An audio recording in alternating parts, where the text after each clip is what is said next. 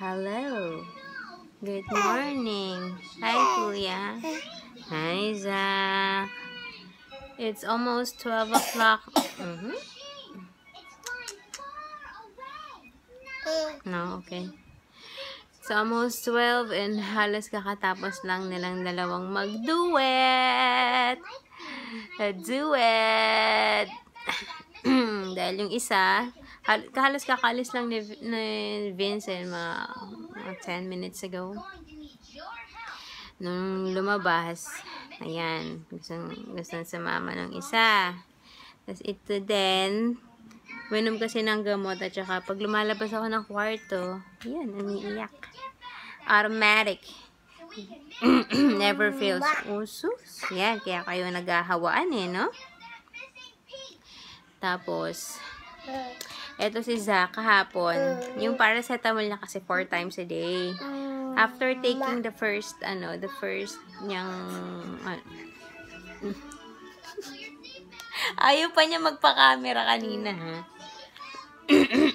After niyang inumin yung first niya kahapon, na-maintain na yung yung hindi na siya nilagnat. So, pero kinontinue ko pa rin second time, third time. Tapos yung pang-apat na kagabi, sabi ko, since hindi naman na siya nilagnat, hindi ko na binigyan. Tapos kanina madaling araw, 38 ulit siya. Kaya, yun, pinainom ko ulit. Tapos ito, buti na lang last night, natulog si Zach. Although, not what I expected, pero pwede na. As early as 8:30, tulog na to. Akala ko nga, parang katulad lang nung isang araw. Kasi noon, maaga din siya natulog. Pero 10 o'clock siya nag-start magagano'n. Yung nagigising. Tapos, yung kinuwento ko kahapon, 10 o'clock na yun ng gabi nag-start. So, kagabi, akala ko, it's gonna be the same. 8:30 tulog na siya. Sabi ko, I'm gonna take advantage, matutulog na rin ako. Siguro mga 9 or 9:10 ako nakatulog. Tapos, hindi ko nga maalala kung nagising man lang ba siya, pinadede ko ba siya, wala akong maalala. But, ang naalala ko is from 4 o'clock ba? Or 3 o'clock? 3 o'clock. So, parang I had 6 hours of sleep. 3 o'clock. Ayun, nag-iiyak na naman siya. Pinadede ko. Nakatulog. Tapos, 4 o'clock. Gano'n na naman. Pero, parang mga bandang 5 yata yung nag-start naman na ayaw niya nang magpababa. Kasi yung 3, ayan, pinadede ko, tapos makatulog siya, tapos maya, after 1 hour, nagising, diba? Or mga ilang minutes. Tapos, 4 o'clock, ganun. Tapos yung 5 o'clock, yun na yung pahirapan na ulit. Tapos, nagsalit-salitan ulit kami ni Daddy. Feeling ko, 7 o'clock, nung napansin ko si Daddy, lumabas, feeling ko natulog sila sa sala na nakaupo. Kasi, gusto niya to upright lang eh. Pag si Daddy sumasandal dito, ayaw niya. So, feeling ko dun siya natulog. Nang nakaupo, naka-carry si Zach. Tapos, ayun, 8:30, nang pumasok sila dito. Kasi, kailangan na rin padidihin. Yan, gumising na ako. Dire-diretso na kaya 8:30. Pinainom ko siya ng gamot. Tapos 11:30. Tapos mamaya ulit 2:30. Ayun. So, I'm hoping kasi pumasok na si Daddy. I'm hoping it's not gonna be that difficult today. Ito, yung gamot niya sa ubo. Drowsy kasi yun eh. Kaya makakatulog na ito maya-maya lang. Kahapon, ang daming nap nito. Ilang beses. Yes? You want to lie down? What?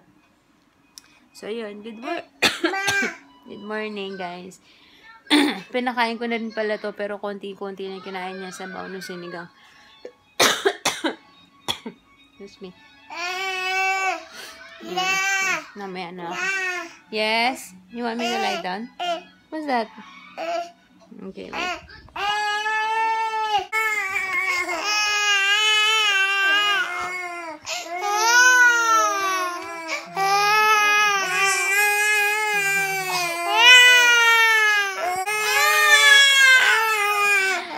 the biggest mistake of my life.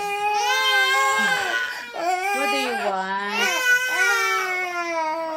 Tulog na silang dalawa. Ang kaso, wait, that's the way I like it. Kanina I made the biggest mistake. Kasi, tulog na silang dalawa. Nasa gitna nila ako. Pero, I had to move kasi pawis na si Zeb. Kailangan kong i-on yung aircon. Pagbangon ko, nagising yung dalawa. At nag-duet.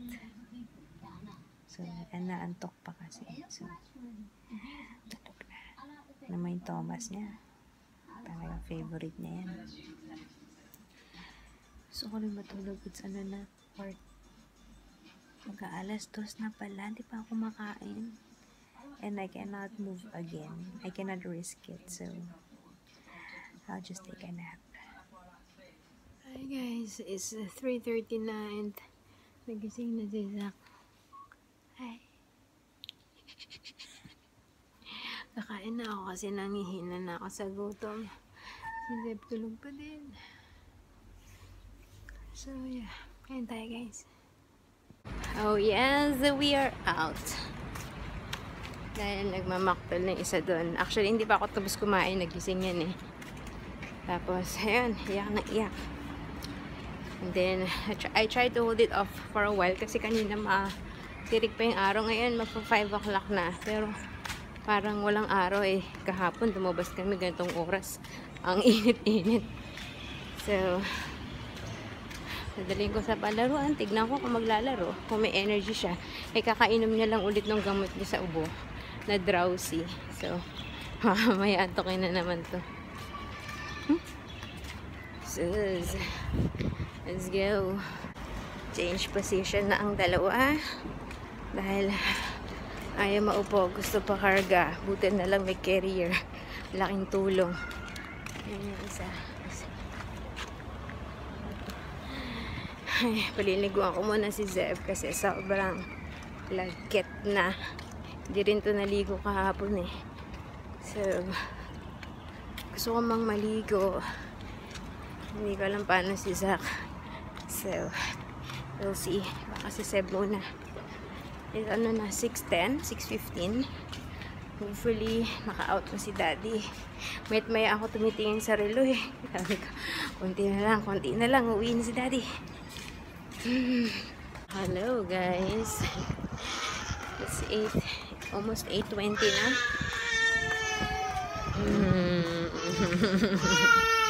Wait lang ah.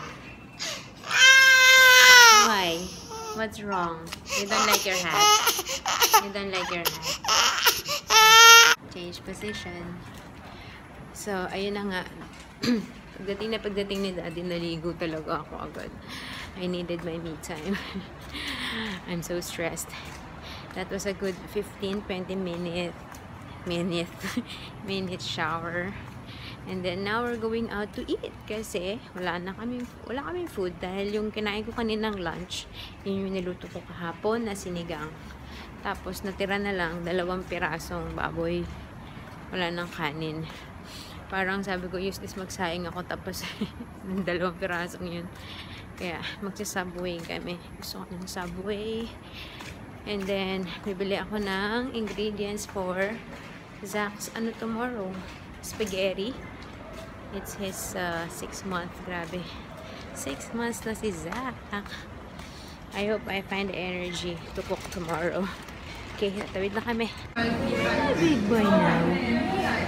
Zach. Sitting on the high chair. Pwede na pala sa high chair.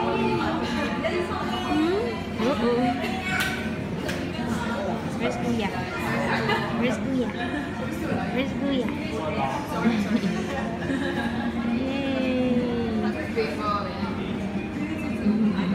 Ay, we're almost home na guys. Pinauna ko na sila Daddy kanina after kumain kasi stressful kasama pa si Seb sa grocery.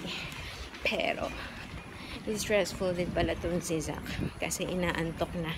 So iyak siya ng iyak. Saya-saya. Anyways, Ay, nga pala, may lumapit sa akin na viewer.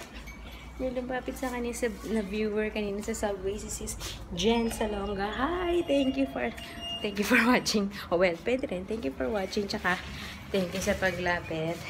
Sasabihin ko pa naman sana. Naisip ko, kaya naman nakita niya akong ganito itsura. Pero, nakita niya naman ako ganito itsura everyday. So, it doesn't make a difference. Anyway, thanks Sis Jen Salonga. We're here. Gonna end the vlog. See you tomorrow, guys. Bye!